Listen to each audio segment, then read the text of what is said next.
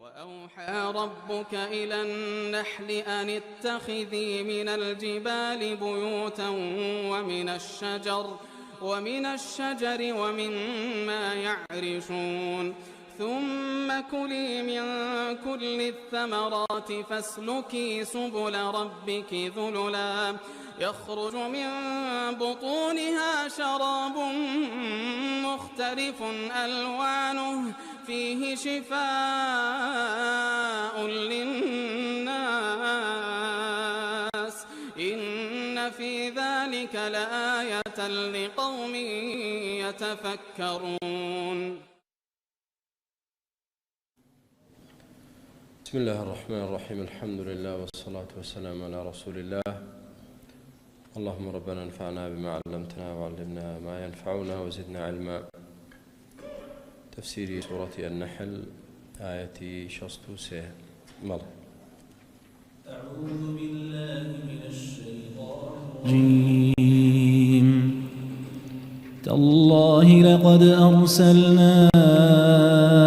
إلى أمم من قبلك فزين لهم الشيطان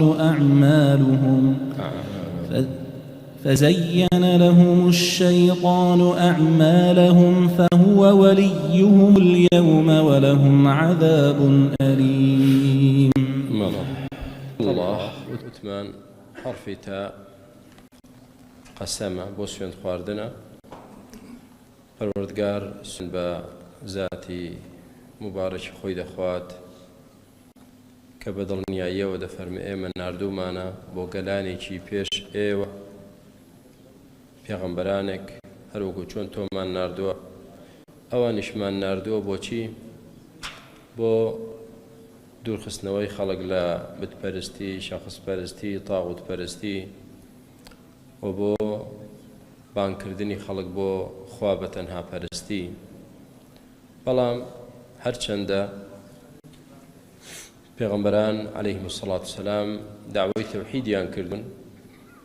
کەچی لەولاشەوە شەیطان داوای خۆی کردووە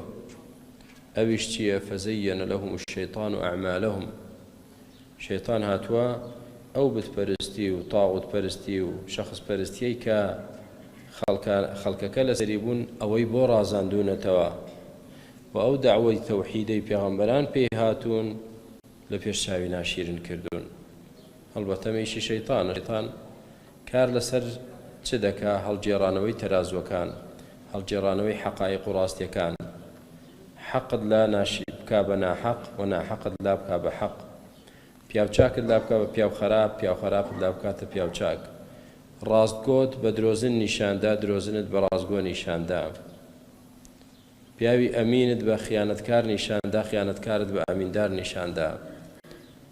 سنەت لێ بکا بە بیدعەت لێ بکا بە سنە. تەنها خواپەرستی بەلایەوە مەرفوض بێ، خوا بەتەنها و شەریک بۆ خوادانانیش بەلایەوە مەقبوڵ بێ. فەزەیەنە لەهم الشەیطان ئەعمالەهم. شەیطانیش لەسەرەوە دەکات چاواشەکاری ئیشی شەیطانە. چێ ناکەوێتە داوی شەیطانەوە؟ بەندە ڕاستەکان، بەندە موخلسەکانی خوا ئەوانە ناخەڵەتێن بەو چاواشەکاریە، بەسەریاندا تێناپەڵ. ئەمما ئەوانەی تر هەر تەواو دەکەونە داوی شەیطانەوە، غەیری خوا دەپەرستێ و وا دەزانێ کاری چاک دەکات. بیدعە دەکات لە جیاتی سونە، وا دەزانێ خزمەت بە ئیسلام دەکات. تەفرەقە دەنێتەوە لە ناو موسڵمانان، وا دەزانێ ئەمە یەک ڕێزی موسڵمانان دەپارێزێ. موسڵمان بە کافردا دەنێ و خوێنی حەڵاڵ دەکات، وا دەزانێ جیهاد دەکات. دەستی کردووە بە غەیبەت و بوهتان و تەشهیرکردن و لە کەدارکردنی سومعەی موسڵمان، وا دەزانێ پارێزگاری لە سونەت دەکات. مصیبەتە پەنا بە ڕەب العالەمین. فەزەیەنە لەهم الشەیطان ئەعمالەهم. شەیطان ئیشەکەی بۆ ڕازاندوونەتەوە. فهو وليهم. ئێستا ئەمڕۆ اليوم فهو وليهم اليوم. جا شەیطان ئەمڕۆ دۆستیانە و یارمەتی دەریانە لە چیدا؟ لەوەی کە بەردەوام بمێنەوە لەسەر ئەو چاواشەکاریە. بەڵام تا کوێ بڕدەکات؟ دۆستایەتی و پشتیوانی شەیطان بۆ ئەوان تاکوێ بڕدەکە ئەلیەوم بەس ئەمڕۆیە ئەمما لە ڕۆژی دوایی وەلەهم عەذاب ئەلیم بۆ ئەوان هەیە سزایەکی زۆر بە ئێش و ئازار شەیطانیش فریان ناکەوێت کە ڕۆژی قیامەت هات و سزا بە ئێش و ئازارەکەیان بۆ هات دەی وەرە شەیطان بزانێ ئێستا چیان بۆ دەکەی دەتوانی فریان کەوی بێگومان ناتوانێت کەواتە براکانم ئینسان نەخەڵەتێ بە شەیطان دائیمەن ئەوەی کە پەروەردگارمان فەرموویەتی ئەوەی لە قورئان و سوننەتدا هاتووە ئەوەی پێشینە چاکەکانمان لەسەری بوون دائیمەن دەست بەوە بگرێت شتێک کە پێچەوانەی ئەوانە بێ قات پێی نەخەڵەتێ هەرچەندە بۆشی بڕازێننەوە پەنا بە رەب العالەمین مەڵێ وما أنزلنا عليك الكتاب إلا لتبين لهم الذي اختلفوا فيه وهدى ورحمة لقوم يؤمنون القرآن بوشي دا بزينرا پەروەردگار لەم ئاەتەدا وەمان ڕوون دەکاتەوە کە بۆ چمە بەستێک قورئانی بۆ پێغەمبەر دابەزاند عليه الصلاة والسلام فەرمووی وما أنزلنا عليك الكتاب إلا لتبين لهم الذي اختلفوا فيه قورئانمان بۆ دانەبەزاندید ئیلا بۆ ئەوە نەبێت کە تۆ ئەو خلاف و ناکۆچی کە لە نێوانیاندا هەیە تۆ بۆیان ڕوونکەیتەوە کە کامیان لەسەر حەقا و کامیان لەسەر ناحەقا كم خلاف لبين أهل إيمان وأهل كفر آية بباوران لسر حق كباوريان بوحدانية خوا وبروج دوائنيا يا إيمان داران لسر حق أو تو قرآن من بودا بزاندي بوي بوارون كيتوا خلافنا كوشي لنوان تنها خوا پرستان و گور پرست و شخص پرستان بوي تو بويان رون كيتوا كاميان لسر حقا لتبين لهم الذي اختلفوا فيه لما يتجد بودردك إبراهيم مسلمان أود بودردك كجياك روي حق لنا حق سنتي پیغمبر عليه الصلاة والسلام پروردگار نيفرمو قرآن من بو أودا بزاند كخوي بتنها أو ناكوشي لنيوان خلق دا يقلاكاتوا نفرم بوي لتبين أنت يا محمد عليه الصلاة والسلام بوي توبو خلشي رون كيتوا كواتا السنة تفسر القرآن السنة تبين مجمل القرآن سنتي بيغمبر عليه الصلاة والسلام أويك لقرآن دا ببختي وبمجملي هاتوا سنة دي تفصيلي بيدا روني دكاتوا و یەکلای دەکاتەوە چۆن ئەگەر بۆ تێگەیشتن بڵێن ئەها هەندێک کتاب مەتنی هەیە و شەرحی هەیە مەتنەکە لەسەرەوەیە شەرحەکەش لە خوارەوەیە ڕاوەکردنەکە سنەتی پێغەمبەری خوا عەلەیهی سڵاو وسەلەم ڕاوەی مەتنی قورئان دەکات بۆی هەر کەسێ نەیە بۆ خۆی بە کەیفی خۆی قورئانمان بۆ لێک بداتەوە بڵێ مەبەست لەو ئاەتە ئەوەیە و ئەویتر بڵێ نانە مەبەست ئەوەیە و یەکیتر بڵێ نەخێر هەردووتان هەڵەتان کرد مەبەستی ئەم ئاەتە ئەوەیە و دەڵێن بوەستن کاکە بوەستن بە بزانین پێغەمبەری خوا عەلەیهی سڵاو وسەلەم چۆنی ڕوون کردوتەوە ئەوەیان تەواوە چونکە پەروەردگار چی تەکلیف کرد ئەو ئەرکەی بە چێ سپارد کە ڕوونکەرەوەی قورئان بێت و یەکلاکەرەوەی ناکۆچی نێوان بەندەکان بێت محمد عليه الصلاة والسلام لتبين لهم الذي اختلفوا فيه كواتا قرآن لقل سنة بيكوا جاكروي حقا لا باطل ودرخري طرفي راستن لا طرف ناكوك كانوا ليك جياكان أما مبستك لما بستكاني دابزاندني قرآن یەکەم بەستی قورئان چییە؟ هەرچی خلافێک لە بینی مسلماناندا هەیە وهۆی سنەتی پێغەمبەرەوە عەلەیهی سڵاو وسەلەم قورئان و سنەت حەق و ناحەقەکەی لێکتر جیا بکەنەوە ئەمە مەقسەدی یەکەمە مەقسەدی دووەمی دابەزاندنی قورئان چییە؟ وەهودە قورئان ڕێنمایی خەڵک دەکات ڕێ ڕاستیان نیشان دەدا لە هەموو بابەتەکان إن هذا القرآن يهدي للتي هي أقوم. أو قرآن بدل نيايو رين ماي خلق دكا بو أو رجاي كباشترين رجايا لهمو بواركاني جياندا لهمو بواركاني جياندا لا أخلاق دز بقرآن وبقرا جوانترين وراستين أخلاق وروشت تفير دكا لا معاملات وكرين وفروشتن دز بقرآن وبقرا باكترين وشاكترين وبسوترين معاملة فير دكات لخوا برستي وعبادة دا دز بقرآن وبقرا عبادتي شي راست ودروست فير دكات لا عقيدة وبيرو باور راسترين عقيدة فير دكات لا تعامل كردن لقل أحداث ومشاكل ناحية اجتماعي راسترين شتت فير دكات كواتا هدفي دومي دابزاني قرآن شيا هدى قرآن هداية رين مايكارا روشن كروي الرقاية بو خلق هدفي سيهم شيا ورحمتيشا سبب بركتيشا سبب سوز مهربان لقومهم وقوم ماني بن شي اگر خوي لها الرحمة بيت وز بو قومك كدهن ادلين تو ورا برو بو صيدليك برتي لاني بسوش سود بچه دگين كسي كبكاري بنه بچنا كور گريتو بكاري بنه اجينا نخوشك هر بل ام درمان انا هموي باشن بلا من بيانم سودك بو دگينه سودي بينا گينه قرآنش رحمته بس بو چه لقوم يؤمنون قومك ايمانا بقرآن دستي بيو بگرن پابندي والله ده سبب الرحمة وبركات بويا لا أثرك ده هاتوا هر كسيك هر مالك أهلكي لخزم القرآن دابنو بيخويننا وشور لشودا للروجدا أو خواي قورا بويان فراوان دكا رحمة وبركة خويان بسر دا درجة وكريان آسان دكا لتشي شو بلا بدوريان دكا وهر ماليكيش هر خيزانيكيش دور بن لقرآن بأقابل قرآن لنا نخوته ونبشروش وإلا على برد بلا شيء أو مال مشاكل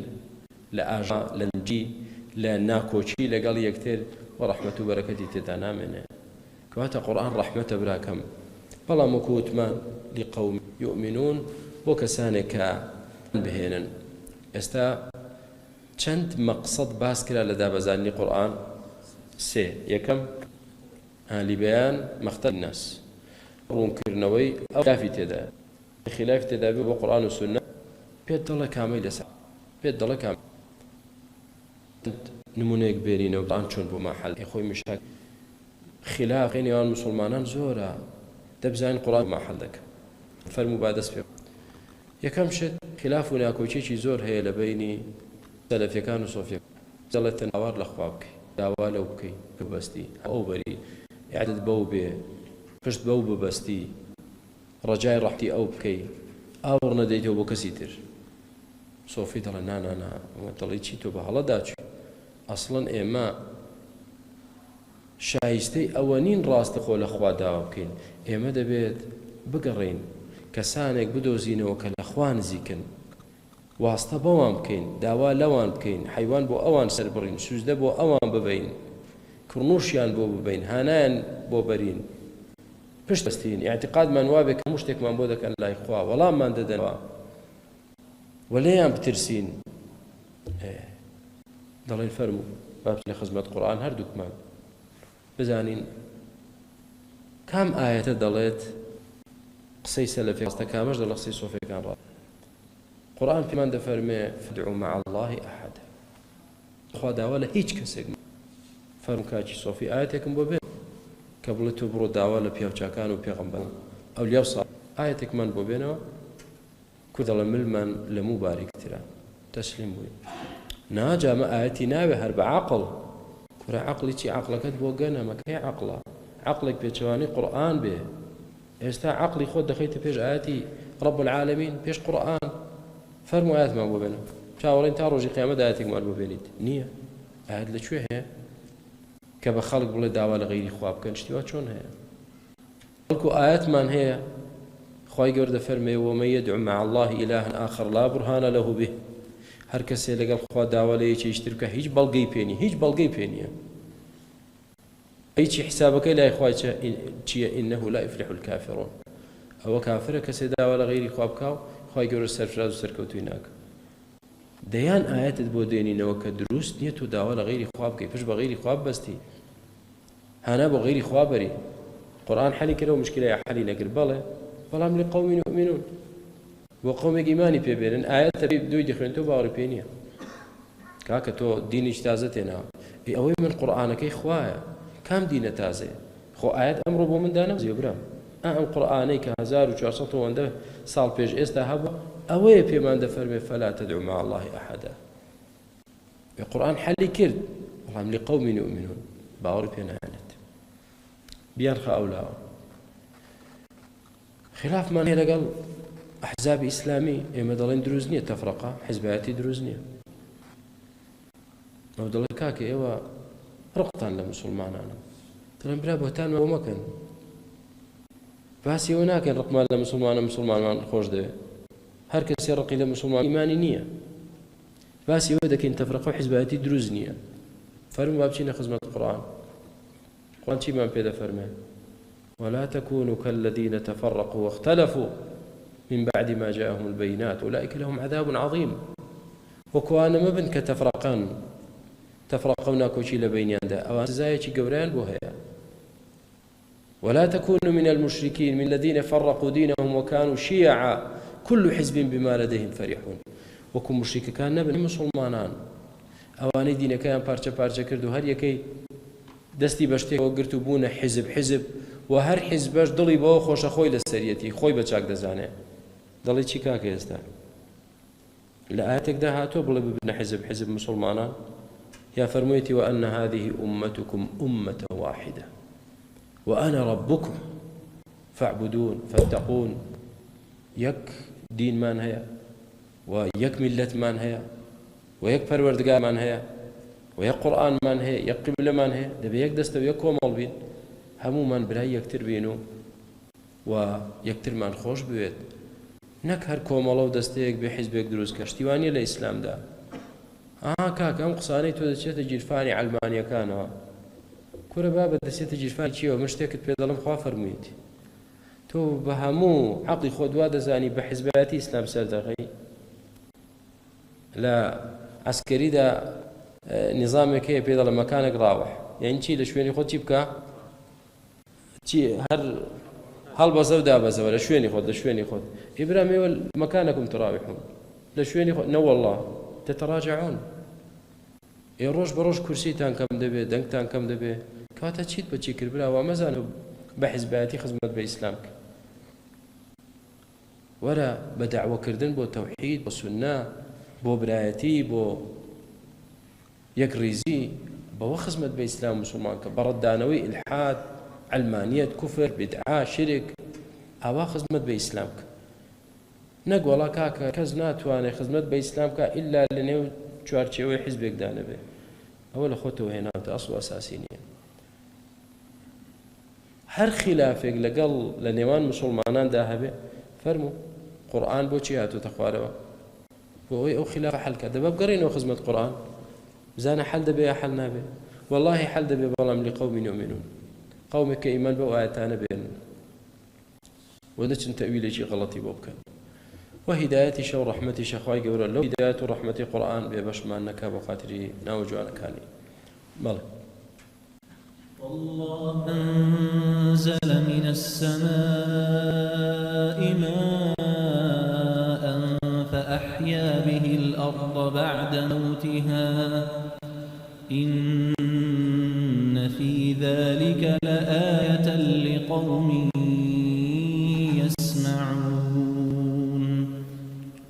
پروردگار لێرە نیعمەتێکی تر و بەڵگەی ترمان بۆ باز دەکا لەسەر قودرەت و دەسەڵاتی خۆی و تەنها شایستەیەتی خۆی بپەرستن دەفەرمێ والله أنزل من السماء ماء پەرستراوی حەقا خوای تاک و تەنهایە جەل جەلالو کە دای بەزاندووە لە ئاسمانەوە ئاو بارانی دابەزاندووە ئەمە یەک بەم بارانە چی کرد کە دای بەزاند فأحيا به الأرض بعد موتها انجا يكسر زەوی پێ زیندوو کردەوە دوای ئەوەی کە زەوی مردبوو هەرچی گژوجیای سەر ڕووی زەوی هەمووی وشک ببوو سوتا بوو نەمابوو. خی گەورە زەوی زیندوو کردەوە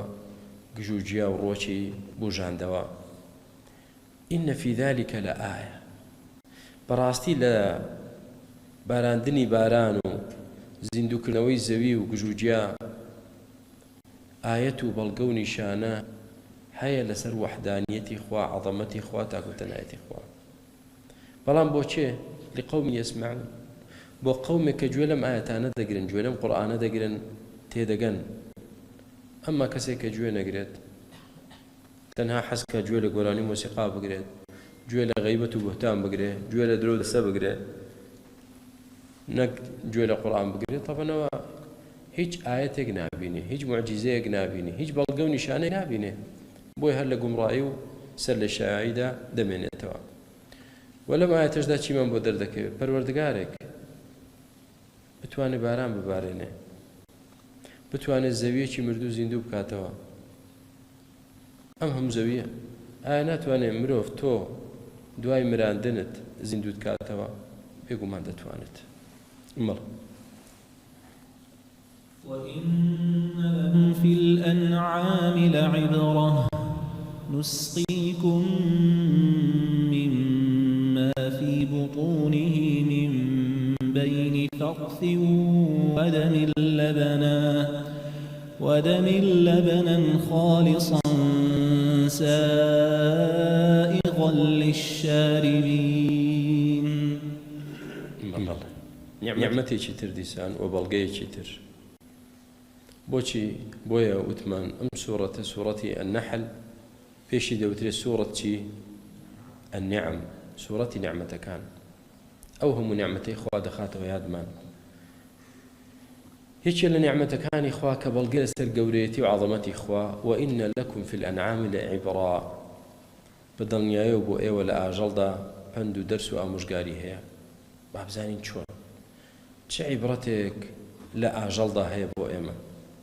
عیبرەتی زۆر، بەڵام یەکێ لەو عیبرەتانە چییە؟ نسقيكم مما في بطونه من بين فرث ودم لبنا خالصا سائغا للشاربين. شیرێکتان پێ دەدەین لە ناوچی ئاژەڵ کە دەری دێنین، دەزانن ئەم شیرە لەکوێوە دەردێ؟ من بين فرث ودم. فرث یعنی پاشەڕۆی خۆراکی هەرسکراوی ناوچی ئاژەڵ، یعنی پاشەڕۆی خۆراکە هەرسکراوەکە لە ناوچیدایە. لە نێوان ئەم خۆراکە هەرسکراوە، پاشەڕۆی خۆراکی هەرسکراوە، لە نێوان ئەو خوێنی کە لە ناوچیدایە، لە نێوان ئەم دوانە دیقەت دەیە. لەبەنەن، شیرێکی خاڵیسەن، تەواو شیر هیچی تری لەگەڵ نییە، خاڵیسە، پاکە، پاڵاوتراوە، نە پاشەڕۆی خۆراکەکەی تێکەڵا و نە خوێنیشی تێکەڵا. ئەو شیرە سافە چۆن دێتە دەرەوە؟ خالصا سائغا، و زۆریش بە ئیسراحەت دەچێتە خوارەوە لە قورگت. تۆزی خوێنی تێدا بێت دەتوانی قوتی دەی، تۆزی پاشەڕۆی خۆراش تێدا بێت دەتوانی قوتی دەی. سائغا، زۆر بە ئیسراحەت دەڕوات خوارەوە و قوت دەدرێت للشاربین بە ئەو کەسانەی کە دەیخۆنەوە. ئێدەوەرە مرۆڤ بۆ بیر ناکەیتەوە؟ ئێمە تاوەکو لە ئاو خۆی ئاوە تا ئاوێکی پاکی لێ دەردەکەین، ئەها 3 مەصفی دادەندرێ. لەوانەیە زۆرێک لە ماڵەکان هەمان بێ. مەصفی یەکەم شتە گەورەکان دەگرێتە خۆی، مەصفی دووەم ناوەنجەکان، مەصفی سێم شتە وردەکانیش. لە ئاوێکی پاکمان دروست کرد بە 3 مەصفی، دەبێت کارەبا هەبێت و تەرتیبات و. ئێستا لە ناوچی ئاژەڵدا ئەی باش ئەو هەموو پاڵاوتە و مەصفیە لەکوێ هەیە؟ یعنی چۆن ئەو شیرە لە نێوان ئەم دوو شتانە دێتە دەرەوە بە پاچی، هیچ زەڕەیەک نوقتەیەک نە خوێنەکەی تێکەڵ دەبێت و نە پاشەڕۆی خۆراک هەرسکراوەکەشی تێکەڵ دەبێت، و لەم دوو شتانەشەوە ئەو شیرە دێتە دەرەوە. ئێمە بەڵگە نییە لەسەر عەظەمەتی خوا لەلایەک، بەڵگەش نییە لەسەر نیعمەتی خوا بۆ ئێمە لەلایەکی تر. ئینسان کە بیری لێ بکاتەوە، وەڵڵاهی بەڵگەیە. کەواتە ئینە لەکم فی الأنعام لعیبرە، لە ئاژەڵدا عیبرەت و پند و دەرس هەیە بۆ ئێوە کە وەری بگرن، خوای خۆتانی پێ بناسن و خۆشتان بوێ و سوپاسی بکەن. مەڵە ومن ثمرات النخيل والأعناب تتخذون منه سكرا ورزقا حسنا إن في ذلك لآية لقوم يعقلون نعمتي شتر وبلغي شتر ومن ثمرات النخيل والأنعام لبروبومي دار خرماو داري ميودا بروبومي خرماو ميو ايوا هندي جار تتخذون منه سكرا هندي جار چی لخرما دروز دكن لشربتي خرما لهي تري چی سكرا سكران چيا ما دي سرخوش كر عرقي لي دروز دكن لو دو عرق دروز دبيت طبعا كبرودگار او باز دكا بمعنى او باسيناك كاريشي باش دكن بس هو واقع وهندك زوا دكات لخرما داي دنيتا دترشيتو نازانم بو گند بي دي دوای دبي بچي دب عرق بي خويتو سرخوش دكا وهروها تريو ميوجيش وها زور جاري ورزقا حسنا نا ايودين لوا رزقي چي زور باشو بسود برهم دينن وكو خرما و دوشاوي ميوجو شربت و سركو او جورشتانا هموي لو دوشتا ديسان خواهي قولة بي بخشيون إن في ذلك لآية براستي لوجد ديسان آيات ونشانية چي ترهر لسر عظمتي خواه قوري خواه تاكو تنهاي خواه يعني پروردگار خرما يدروس كردو اي مروف دتواني چي دروس كرد اواني هيو ديان پرستن جيگل الله چي دروس دك چي دروس دك خرما بو همو جوريوا تري بو همو جوريوا وبروبومي خرما وريش بو همو جورة بروبومي كلي دروس دكريت إن في ذلك لآية لقوم يعقلون براستي نشانه بلان بو قومك بير بكانوا إنسان كبير بكاته ولا مخلوقات كان إخوة ولا آية كان دبينه دليل برهان كانوا بلغ كان دبينه بس كبير نكيتوا أوا بيد يتبرو برجيانا وناهنه خوم ماندوكم جيانا وناهنه خوي ماندوكا دلين جاري كان أو مثلا النونيتي خوشية دي جارنا يابان هاتوا عقلي دوكز بكرت يجي شاوتي والله كلشي بيونا ما هندي بكارنا دومي اوتوتي والله او هر زور شاك هر بكارنا هذا طبعا بغير امشي وازد جرد توكل لايقني شايستنيه بلام اوي كما بس من ليره اوي اما بلين اوي بكاري هنا فلان شارع او يتر فلان شارع او جاهليه المسلمان اللي بدور بيت جاد الله اويان بكاري نهينا اي بل انسان عقل بكار نهينت هیچ بەڵگە و نیشانەیەک نابینێت هیچ بەڵگە و نیشانەیەک نابینێت خۆی لەناو بەڵگە و نیشانەدا دەژێت هیچ شیان نابینێ بۆ چونکە عەقڵی بەکار نایەنێ کەواتە بیرکردنەوە تێڕامان لە شتەکان لە ئاەتی کەونی لە ئاەتی شەرعی ئینسان دەگەیەنێتە یەقین و علمی فێرکە وای لێ دەکا کە بەڵگەکانی عەظەمەت و گەورەی و فەزڵی خوای گەورە ببینێت مەڵە وأوحى ربك إلى النمل أن اتخذي من الجبال بيوتا ومن الشجر ومما يعرشون صلى الله وسلم على رسول الله بارك الله في برسالك هي والله ميوانا بدينا فرم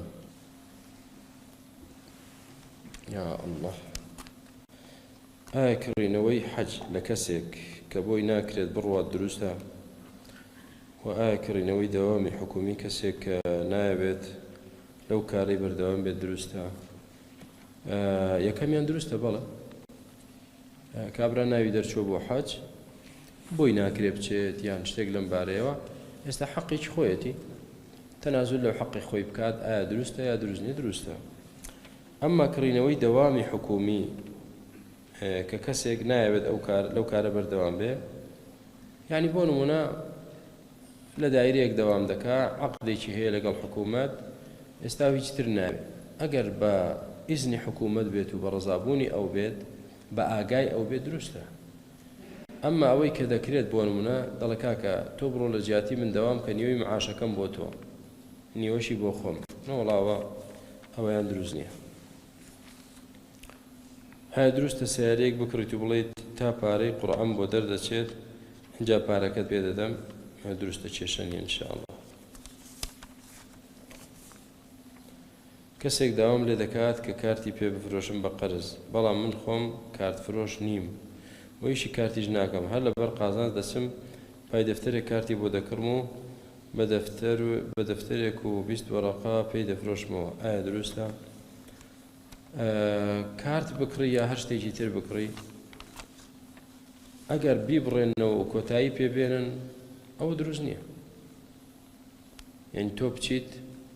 بۆ ئەو بیکڕیت و یەکلات کردبێتەوە لەگەڵی و کۆتایی پێبێنی و تەواو نابێت. ئەمما کەسێک دەڵێ وەڵام من ئەگەر سیارەیەکی بۆ نمونە توێتا هەبێت مۆدیل ئەوەندە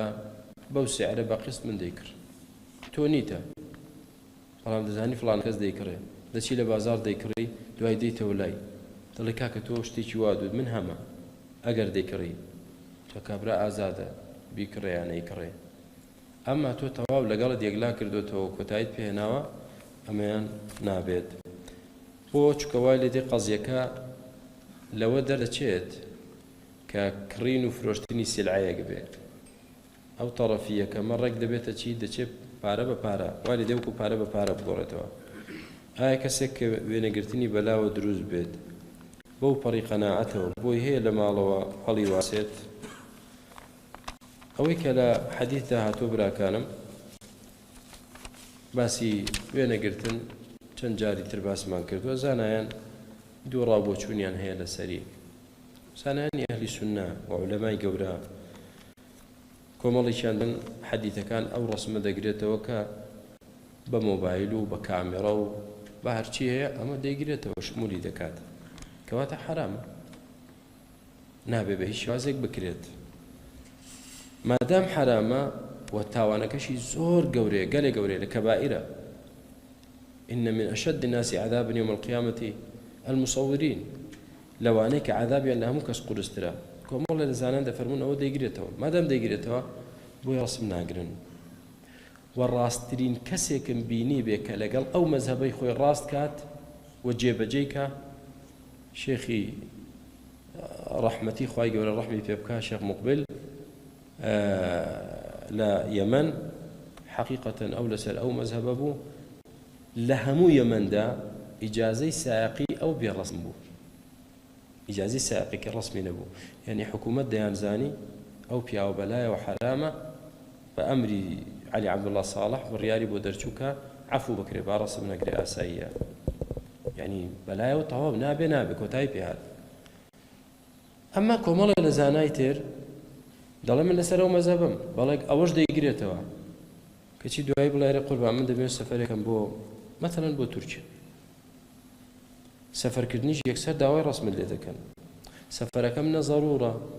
نە واجبە نە مستەحەبە، هەر خۆشی حەز دەکەم سەفەرێک بکەم بۆ تورکیا، سەفەرێکم بۆ کوێت، بۆ ئوردن، بۆ دیمەشق مەتەڵەن،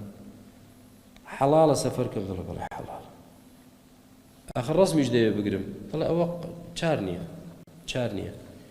چی چار نییە؟ سەفەرەکەی من واجب نییە، زەڕوڕەت نییە، ئێستا تۆ ڕێگەت بە مندا من ڕەسم بگرم. دارێکیان لەگەڵێکی لەو شێخە بەڕێزانە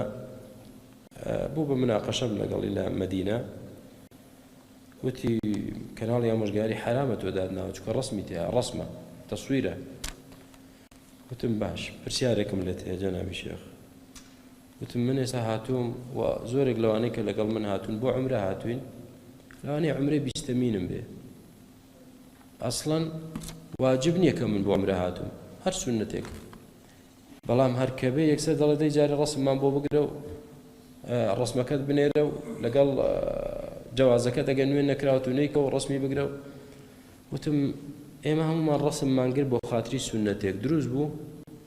دروست. دەی ئەوە مهمتر و گرنگترە یا بڵاوکردنەوەی تەوحید و سوننەت و تەفسیری قورئان بۆ تێگڕای هەر چوارچەی پارچەی کوردستان کە ئێمە دەمانێت ئەو دینە بگەین لە ڕێگای کەناڵی ئامۆژگاریەوە؟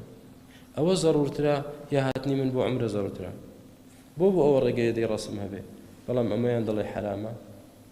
و لە مزگەوت دانیشتون ماڵی خوا هیچ جوابی پێ نەما، هیچ جوابێک. جامە بەستم کەسێکە لەسەر مەزەبی یەکەم بێ فعلا نابێ بە جائیزی بزانێ تەواو نابێ و نابێ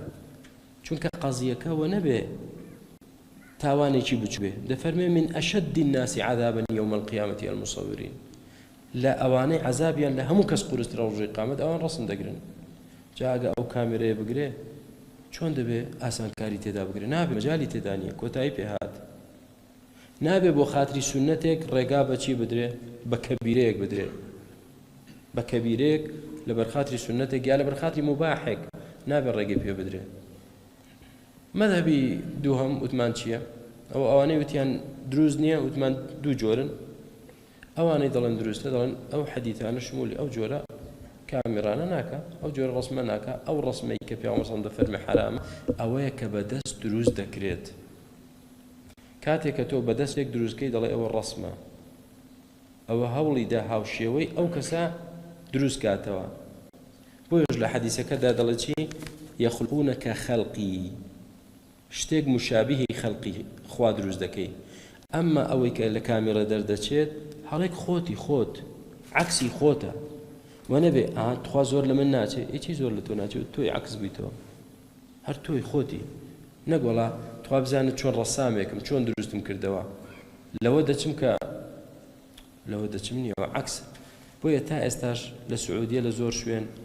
و لە ئێران لە کوردستانی خۆشمان قەدیم پێیان دەچم عکسێکی دەگرم عکس یعنی ڕەسم بۆ چکە ڕێک ئەوەی خۆتە عکس دەبێت چۆن لە ئاوێنە خۆت دەبینی دەچی لە دەم ئاوێک ڕادەوەستی خۆت دەبینی ئەوەش ئاوایە بۆیە زانان دەفەرمونەوە حەدیثانە شمولی ناکە یەکێ لەو عالمە گەورانەی کە ئەوە ڕەئی بوو شێخ صالح الحەیدان کە لە هەیئەتی کیباری عولەما وفاتی کە ڕەحمەتی خوای گەورەی لێبێ صحیح الشيخ صالح آل الشيخ وزير أوقاف ولا قبر زانایان وغير أوانيش ويوم مسألة اجتهادية بلا برزكم بلاتانا وقرز نبي ومزان قضية عقيدة ومنهجية دروستا كسك سرفترة بو كسك دابنه بلام لدواي جيجن بيبقى نابت قصر جمع كي دروستا وأواني دلين عرف چۆن بزانین عرفە برای من ئەوەی کە سەفەر بێت یارە یعنی قەزیەکە کیلۆمەتر حساب نییە قەزیەکە عرفی ئەو خەڵکە حسابە ئایا کە دەڕوا بۆ ئەو شوێنی تۆ بۆی چووی دەڵێن وەڵا ئەمڕۆ سەفەرم کرد بە سەفەر چووم یان نا ئەو کاتە دیاری دەبێت ئایا نوکو فاسۆلیا بەڵێ زەکاتی لەسەرە بۆ سەرفترە دەبێت بەڵێ نۆک دەبێت ئەو قوت بێ دەبێت ئایا وەرگرتنی پارەی یوتیوب دروستە ئایا کڕین و فرۆشتن لە بازاڕی بۆرسەی عالەمی دروستە دووەمیان نازانم چکە نازانم بۆرسەی عالەمی کەیفیەتەکەی چۆنە وەرگرتنی پارەی یوتیوب دروستە ئەوەشیان حەقیقەتەن ڕوون نییە لام یعنی کە تۆ زۆر شتت بڵاو کرد بێتەوە لەسەر ئەو پارەت بدەنێ ئەوە ئاسایی حەڵاڵە هیچ حرام نییە ئینشاءڵڵا ئەگەر ئەوە بێ ئەمما ئەگەر ئەوە بێت لە ناوەڕاستی یوتیوبەکەی تودا شتی بێشەرعی و فاحیشە و غاب دابنێن تۆش ڕازی بی لەسەر ئەوە پارە وەربگری ئەویان نابێت دروست نییە وصلى الله وسلم على رسول الله وأوحى ربك إلى النحل أن اتخذي من الجبال بيوتا ومن الشجر ومما يعرشون ثم كلي من كل الثمرات فاسلكي سبل ربك ذللا يخرج من بطونها شراب مختلف ألوانه فيه شفاء للناس إن في ذلك لآية لقوم يتفكرون